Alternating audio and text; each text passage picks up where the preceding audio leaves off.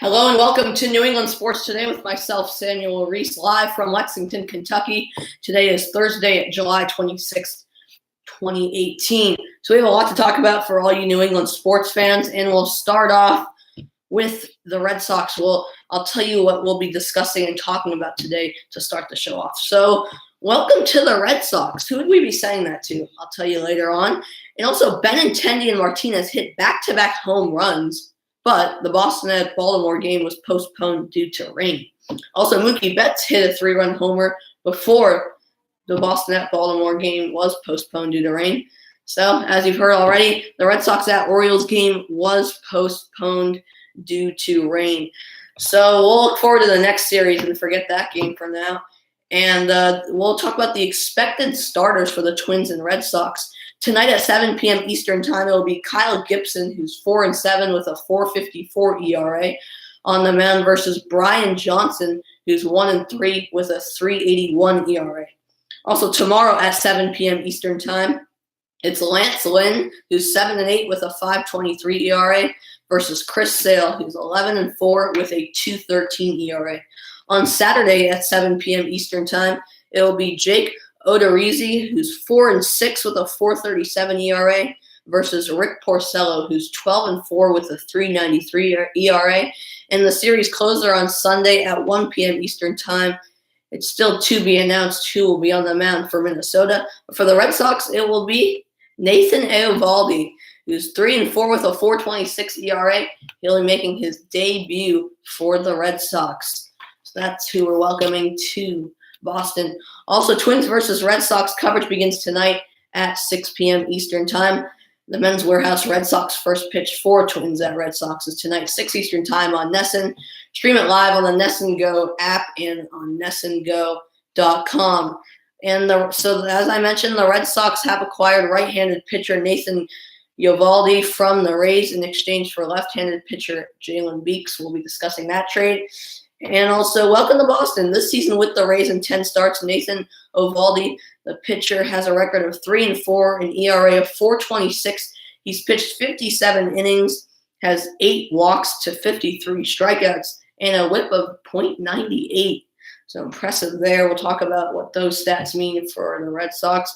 And also, we'll talk a little bit about the Patriots. Bill Belichick had, of course, benched Malcolm Butler in Super Bowl 52, and Bill Belichick was questioned about Malcolm Butler's Super Bowl 52 benching, and we'll talk about what his response was.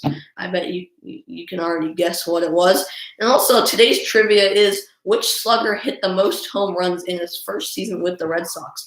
Is it Jimmy Fox? Is it Dick Stewart? Or is it Manny Ramirez? We'll answer that later in the show. And we'll talk about what you need to know. You need to know that Jarome Iginla will announce retirement from the NHL with the Flames on Monday. Of course, he played with the Bruins. And we'll talk about some off-season storylines. Of course, there were plenty of them, as Brady and Gronkowski were absent from the Patriots' OTAs. And they traded wide receiver Brandon Cooks to the Rams for 2018 first and sixth round picks. And they acquired cornerback Jason McCourty and a 2018 seventh round pick from the Browns. And defensive end Adrian Claiborne agreed to a 2-year deal with the Patriots. So we'll be discussing what that means for this season. And we'll talk about what the expectations are for the Patriots this season. And we'll discuss what position group will have the most competition. We'll also talk about a Red Sox rewind. On this date in 2003, David Ortiz hit his first walk-off hit as a member of the Red Sox. So some memorable moments there. And, of course, the overnight sensation was Sergio Romo earned a save and played third base as the Rays defeated the Yankees 3-2. And Trevor Bauer struck out 10 batters as the Indians shut out the Pirates 4-0. So that's everything we're going to get to in today's show. And it's a lot to talk about. So let's get going on the show. We'll start off with, of course, last night's game but not game, as Benintendi and Martinez hit back-to-back home runs, and Mookie Betts hit a 3-run homer. So the Red Sox were up 5-0, but then came the rain, and they waited on a delay for hours until they officially called the game. So the Red Sox at Orioles game was postponed due to rain.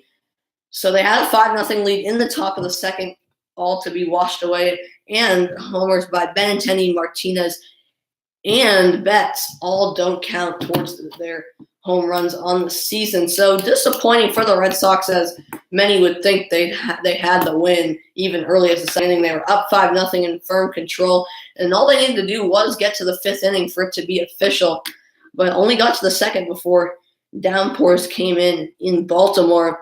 So disappointing for the Red Sox, of course, but they'll have to shrug that off and look at their next series.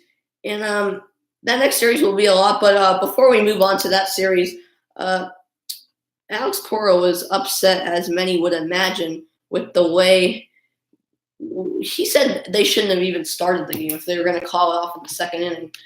But anyway, they'll have to get on with it, pretend it never happened, really.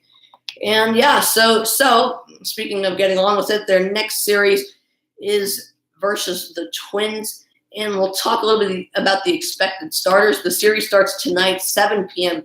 Eastern Time, 4 p.m. Pacific. It's Kyle Gibson on the mound for the Twins versus Brian Johnson for the Red Sox. So Brian Johnson is on the mound tonight. He is 1-3 with a 3.81 ERA. So not the best of a season for Johnson, but hopefully he'll do good tonight versus the Red Sox, as hopefully they'll get off to a good start in the series with a win.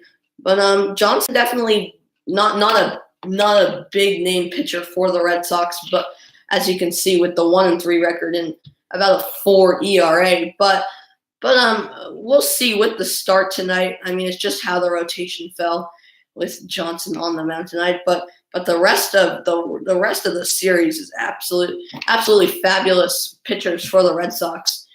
And so we'll move on to that. So tomorrow, 7 p.m. Eastern Time, is the second game of the series, where it will be Lance Lynn versus Chris Sale. Of course, Chris Sale, everyone knows, the best pitcher for the Red Sox. He has an 11-4 record with an absolutely outstanding 2.13 ERA, and he just continues to dominate, really. And we'd assume that his great performances will carry on to tomorrow's game against the Twins.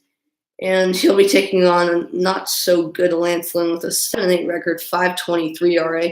So Sale definitely has the advantage, and hopefully offense will show up. And hopefully by the end of tomorrow night, the Red Sox will have a series lead 2-0. And that's what we hope. But so then Saturday, in the third game of the series at 7 p.m. Eastern Time, there will be Jake Odorizzi on the mound versus Rick Porcello. Rick Porcello with a 12-4 record, 3.93 ERA. So Rick Porcello's record even better than Chris Sale.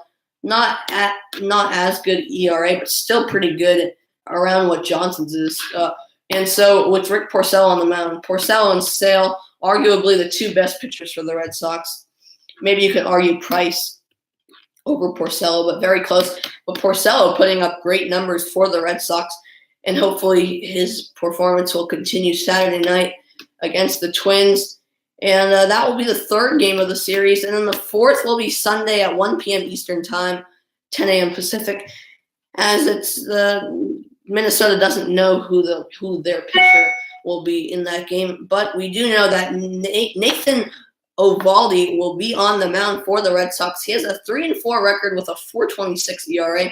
So maybe not as good as you think, but he's the guy that they have just picked up on a trade, and a big move from the Red Sox, really. They really needed someone else in their starting rotation. So a good move. Not an okay record, a decent ERA, I'd say. But he can hopefully improve the numbers, and we'll be looking over his stats so far in the season, and it will prove to you that he's capable of being a great pitcher with this team. So hopefully in his debut on Sunday in the series closer, it will be all good for the Red Sox and Eovaldi. But Twins versus Red Sox coverage does begin tonight at 6 p.m. Eastern Time with the Men's Warehouse Red Sox first pitch at 6 on NESN. Stream it live, NESN Go app, and on NESNGO.com. So, as I mentioned, the Red Sox have acquired right-handed pitcher Nathan Eovaldi from the Rays in exchange for left-handed pitcher Jalen Beeks. So giving up Jalen Beeks for Nathan Eovaldi. Jalen Beeks was in the minor leagues for the Red Sox. So definitely a good trade, I'd say, picking up Eovaldi from the Rays, who's had pretty good performances with the Rays. And hopefully he can continue some great performances with the Red Sox and help them in the stretch for the playoffs, the end of the season and the playoffs. But it's looking good for the Red Sox. We didn't know if they were going to make a move by the trade deadline then, so one has been made, and it's official. And I assume he'll be in the dugout tonight for tonight's game. I believe so, and so it'll be fun. So we welcome him to Boston this season with the Rays in 10 starts. Nathan Eovaldi has had a record, as I mentioned, of 3-4 with a 4.26 ERA.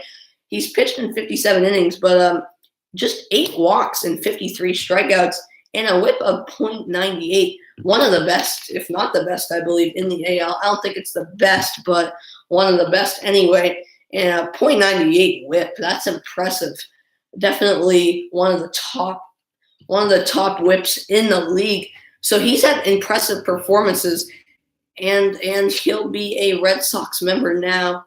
Probably happy to go from the Rays to the Red Sox, as the Rays don't look like they'll be in the playoffs this year. No one really sees them catching the Yankees or Red Sox. The Yankees and Red Sox really the big race in the AL East going on. But yeah, I'm sure we'll be discussing when we get back from the weekend. Of course, we have one more show tomorrow, but on Monday we'll be discussing how he did in his first start in a Red Sox uniform.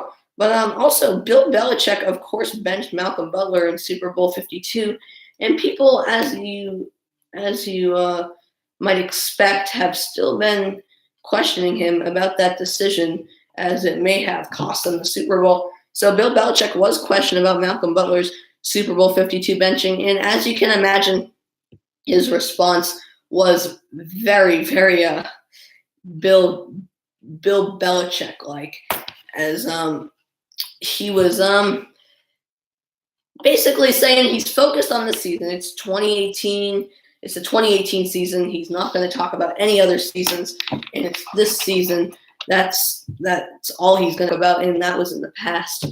So a typical Bill Belichick answer, although many people would like to know why Malcolm Butler was benched. But as you can expect, no one will really know as long as Bill Belichick is there, and no one else really knows either.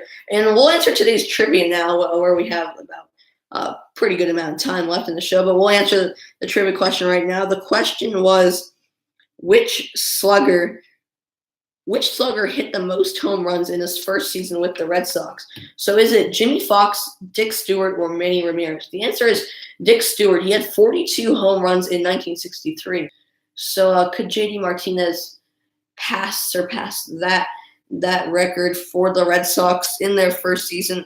But of course, he should have 32, but that was taken away because of the postponement of yesterday night's game. By the way, that game will be postponed on August 12th. They'll be playing a doubleheader while they're in Baltimore for a series. And also, what you need to know, Jarome Iginla will announce his retirement from the NHL with the Flames on Monday. Of course, the iconic NHL player. He spent most of his career in Calgary, where he will end up ending his career there. But he also played with the Penguins and, of course, the Boston Bruins. And he was with the Bruins for a short amount of time, but he had a big impact while he was there. And he's one of hockey's icons, really. So he's finally retiring, and it's about time, really, because he's getting up there in age. So a great career from Iginla, and good to see him retire where he started off in Calgary, of course. And so we're also going to talk about some offseason storylines. Of course, Brady and Gronkowski were absent from Patriots OTAs. Of course, they were optional, but many people were talking about that. More Tom Brady than Rob Gronkowski. Because Rob Gronkowski, we could probably expect that he's doing crazy things. And but Tom Brady was the real question, because all the other QBs were at OTAs. So there was a lot of speculation going on there. But but he is at training camp. First day of training camp today, by the way. Something to look forward to for Patriots fans and football fans, as the NFL season will shortly be in action. And so some speculation going on there with them skipping OTAs, but also they traded wide receiver Brandon Cooks to the Rams for a 2018 first and sixth round picks. So somewhat of a big trade with Brandon Cooks, a great player, but getting injured in that AFC Championship game, I believe it was, and getting paid big money in LA. But he is off to the Rams, and so that will lead to something I will be talking about later in the show. Also, they acquired cornerback Jason McCourty in a 2018 seventh-round pick from the Browns. So Jason McCourty, of course, Devin McCourty was here, so now they're getting his brother Jason from the Browns. We'll see how he has an impact at the cornerback position. And the defensive end, Adrian Claiborne, agreed to a 2-year deal with the Patriots. So he'll be with the Patriots for at least 2 years, according to the deal. So we'll see how he has an impact. So speaking of all those offseason storylines, we'll talk about the expectations for the Patriots this season to end the show. Because they definitely do have some expectations. And the real question is that I wanted to ask, what position group will have the most competition? I think the wide receiver position, because with Cooks and Amendola both leaving, it really opens it up for the other players. And we'll see how it goes at that position. Of course, Chris Hogan fighting for that position. And it will be a competition there because the usual starters at those positions have left New England. So it's really a question mark at the wide receiver position and big competition to get that spot. And we'll see plenty of that in preseason. And it will be interesting to see who gets the wide receiver position. Of course, multiple players will play at the position, but who will get the most snaps in the game? Also, let's look at a Red Sox rewind. On this date in 2003, David Ortiz had his first walk-off hit as a member of the Red Sox. That was first of many to come, of course, but it was versus the Yankees, of course, and what better time to come then versus the Yankees? And Big Papi, that was a start to his legacy, really. Of course, now retired, but a sensation in New England sports. And the overnight sensation, as I mentioned, Sergio Romo earned a save and played third base as the Rays defeated the Yankees 3-2. So that's right. He played third base and then got the save for the Yankees at pitcher. So we talk about how there's no more multi-sport athletes anymore, but what about some multi-position athletes? Pretty impressive by Sergio Romo. And, of course, good news for the Red Sox as the Yankees did lose to the Rays. It's always good to see the Yankees lose. As the Red Sox lead gets a little bit higher than the Yankees, but with last night's game postponed, not as high as it could have been or as we could have expected after today, really. But that's how it was, and impressive stuff playing at third base and then going in as the pitcher to get the save. Nice things to see. Also, Trevor Bauer struck out 10 batters as the Indians shut out the Pirates 4-0. The Pirates' first loss after a 13-game winning streak. So it was time for Bauer to strike. He struck out 10 batters. That is pretty impressive, as stuff Chris Sale does only rarely. So the Indians did shut out the Pirates 4-0, and a key factor of that was Trevor Bauer's performance at the mound. So a lot of news all around in New England sports and elsewhere. Try to get some news elsewhere in just to know what's going on and how it has an effect on us New England sports fans. But I hope you enjoyed the show. Of course, the New England Revolution are on a bye week this week, so no Revolution this weekend. But of course, you got Red Sox tonight, and one more show tomorrow before the weekend. And I hope you enjoyed the show. Watch the Red Sox tonight as they open their series versus the Twins. And we'll have a lot more to get to. Of course, Patriots training camp starting today. So we'll have a lot of news to hit, and who knows, maybe more Bruins and Celtics news appearing. But we'll see. That's in 24 hours, so a lot can happen then. But I hope you enjoyed the show, and we'll see you tomorrow. Have a great rest of the day, and I'll see you next time. Bye.